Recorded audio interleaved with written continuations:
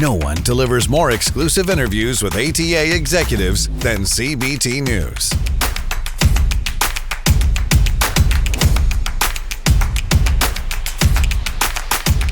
CBT News, dealers' #1 source for auto industry news, content, coaching, and analysis.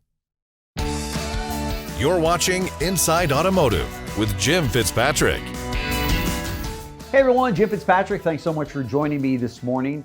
How you market yourself can set you apart from anyone else out there that's trying to gain more business. So joining us today is Tiana Mick, who is the Chief Marketing Officer at Dealer Synergy, to share her recommended strategies for personal and business branding and how you can use both to drive more success and more business. So thank you so much, Tiana, for joining me, I should say, on the show today. Thank you so much for having me, Jim. It's an honor. Sure. So last time you were on, we talked about personal branding, and we talked about your brand, which was T's Got Your Keys, and you've done an incredible job on that. So, and we hear a lot about personal branding, especially among salespeople now. And for a long time, dealers were like, no, I don't want my salespeople building their own brand. I want them building my brand. And therefore, I think there was a lot of confusion out there. Should I be doing this if I'm a salesperson? But I think dealers have really come to the realization that in order to sell more cars and to put this army of people to work for them out there, if a sales department is 10 or 20 or 30 or 40 strong, you could have this army of 40 social media people working every day throughout the day to push cars and push your brand out there, right? As well as the brand of the salesperson, right? Oh, precisely. I mean, the easiest way to kind of think about it is like, the Avengers, right? I mean, now, Disney, they made all these different spin-off shows, right? Why do they do that? Because they can get all these different audiences to then, once they have that big Avenger movie, once you get to the dealership, all of our superheroes are here, right? That's so right. If you can make all of your individual salespeople as the superhero for trade-in, superhero for special finance, then your whole dealership is basically going to be a superhero headquarters, and you're going to sell more cars. That's right. That's right. So what are you seeing out there when in the trends right now? We're seeing a lot of people on TikTok, a lot of salespeople on TikTok having a tremendous amount of fun. A few of them we've had on our show, and they seem to be having a lot of fun with it. They've reported back that it has really increased their sales substantially. In some cases, doubled and tripled their sales effort. If they were selling 15 cars a month, they're now selling 45 cars a month because of the success of their social media campaign.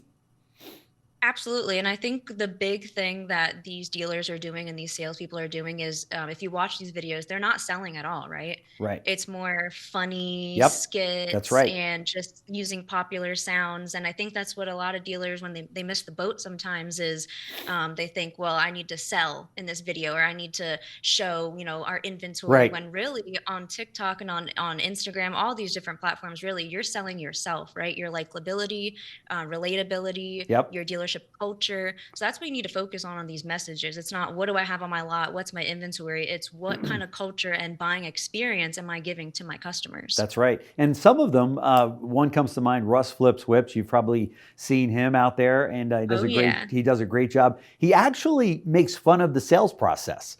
He kind of puts himself in the position of the buyer and some of the frustrations they go through in presenting the numbers and things like that, which I think is interesting because when you first see it, you say, well, he's making fun of the industry that he's in and the sales process that a customer has to go through. But at the end, he always gets you laughing and you feel comfortable giving him a call to go, okay, you're not going to do that with me, right? Exactly. Yeah. No, and I think that's what a lot of dealers need to, start doing is what kind of culture do you want your online presence to look like and be? Yeah. And then obviously replicate that into the real world at the, showroom floor as well. Sure. How can salespeople and dealers effectively balance personal branding with their dealership's overall brand? That's a beautiful question, only because as you said in the beginning, a lot of salespeople, they say, well, I want to be this, big macho guy, or, and maybe the dealership is more, white glove and friendly. And Sure. so I would say for sure, you want to mesh that in together, right? You want to make sure whatever you're saying you're advocating for, same things that your dealership are advocating for.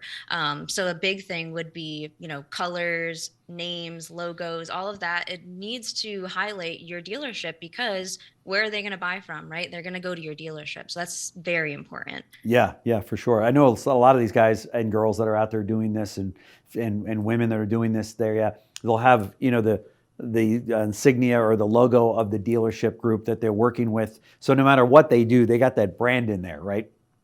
Oh, yeah. I always say this, you're basically a walking billboard, right? Yeah. I mean, I have my dealer synergy shirt on, your suit right now, you're Sure. presenting your professional, Yeah. business. When you go out, and I always say, instead of changing out of the dealership of your clothes, go to the movies, That's go right. to the bar, go That's to right. the restaurant with your dealership clothes, because you're basically a walking billboard for everybody to look at. So we made t-shirts that says, ask me what I do. Right. And eventually you're going to get those nosy people, right? They're going to be like, well, okay, what do you do? And Yeah, you're like, I'm what do so you do? glad you asked. Yeah. So different things like that. Absolutely. You need to be a walking billboard, wear your brand, wear your colors, so that way everybody knows who you are. Yep, that's exactly right.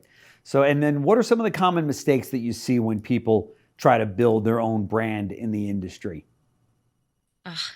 So a lot of mistakes, but some of the biggest ones I would definitely say are going to be not being consistent, right? That's the biggest one. That's just in the industry in general, but Yeah. it's like almost watching a TV show, Yeah. and you never know when the show is going to come on.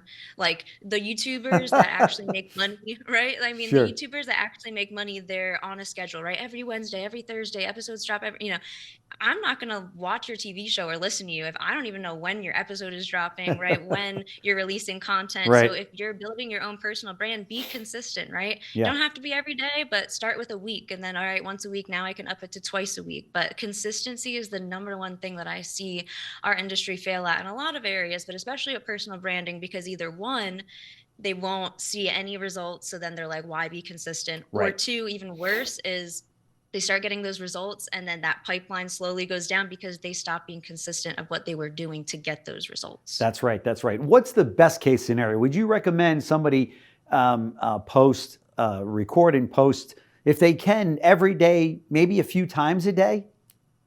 I would absolutely say that. Okay. And especially nowadays, Yeah. I mean, 30 seconds to 1 minute, like that's all we need, right? Especially Yeah. my generation, Gen Z, we do not want to see anything past that. So even if you took like a Sunday, right? I mean, Right. hopefully we're all off, not all of us, but on a Sunday, take an hour to shoot a video, and you can chop it up into, multiple videos throughout the whole Yeah, entire great week. idea. So it Sure. doesn't take a lot of time, but just chop it up and then post it. So absolutely. Right. That's right. That's right. And all of this stuff, it's all out there to learn how to use all of this stuff, right? I say that because I have a team here that does it for me. So I wouldn't know how to do it myself, but it's really relatively easy to do for anyone, right?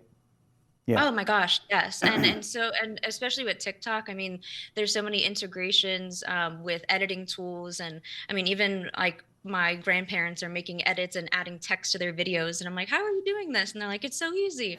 So I would highly recommend just, the internet is free, Yeah. thankfully, and we can just look up any tutorials or anything like that. Right. But I would say start doing it, right? That's I mean, right. if today is your wake up call, then let that be Yeah. like, let this be the message and call to you, because so many people already started Yeah. 5, 10, 20 years ago, right? So you're already kind of behind. Let's get it going now. That's right. That's right. Now's the time. And they say, when's the best time to plant a tree? It was 20 years ago. The next best time is right now. So that applies with social media, right?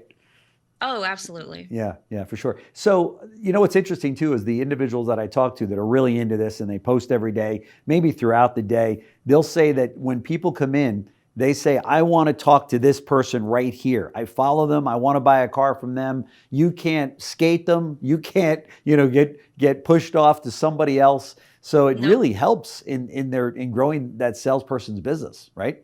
Oh, yeah. And Yeah. like you were saying with technology, I mean, there's even, all these different CRMs, Yeah. there's ways that you can build your own personal, template scripts, things like that, that you can really, amplify that message. But if it's just starting with social media, like let's just Yeah. start with that now, That's because right. that's an absolutely number one thing that you should be doing. That's right. That's right. And I might add that, and because the turnover is big in the business, and I'm not recommending anybody leave their dealership. However, if that time ever comes and you have a really big following on social media, boy, is that appealing to the next dealership that you go to work for, right? I mean, if you Oh, got a couple of yes. 100,000 people that follow you and you're selling Toyotas and you decide to go to the competing Toyota dealership, you're going to be welcomed with open arms in a big way, right? I would say 100% yes, Yeah. but also to the dealers, right? If you want to keep your rock star salespeople being those amazing influencers, right? Incentivize them to do it. Yes. One of the Good things point. my managers would do is, hey, instead of $100 spiff, I'm going to give you $200 to put towards Facebook ads, or I'm going to give you $200 to put towards, anything that you want to boost, It's a great instead idea. of just Yeah. getting $100, right? Yeah. And then for that salesperson, right? Because even I was in that boat. I was like, well, is the next manager going to spiff me an extra $200 for my That's personal right. brand? Are they going to do that? That's right. So yeah, so dealers listening, if you really want to encourage this in your sales team, start incentivizing it, right? We Yeah. incentivize everything from, paint, tire, wheel, all that good stuff. Yeah. Let's start incentivizing our team to be social media influencers. That's right. And I might add, you can actually take those monies out of the ad budget, not necessarily take it out of the front end gross profit of the store, right? Exactly. I mean, Precisely. if a GM holds, $5,000 aside out of their ad budget and says, "Oh, we're going to incentivize our people," which I love that idea. That's a great one. Then you're not dinging the gross profit of the dealership. But it's a great way to get the word out. It really falls under advertising and marketing anyway, right?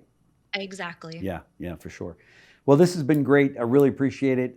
Thank you so much for stopping by, Tiana Mick, and say hello to your family for me. You guys are doing such a great job at Dealer Synergy for dealers all over the country. So love to have you back in with other trends that we see in the marketplace that we want to hear from get your take on. So Sounds perfect. Yep. I'll be happy to come back anytime. Thanks, great. Jim. Thank you.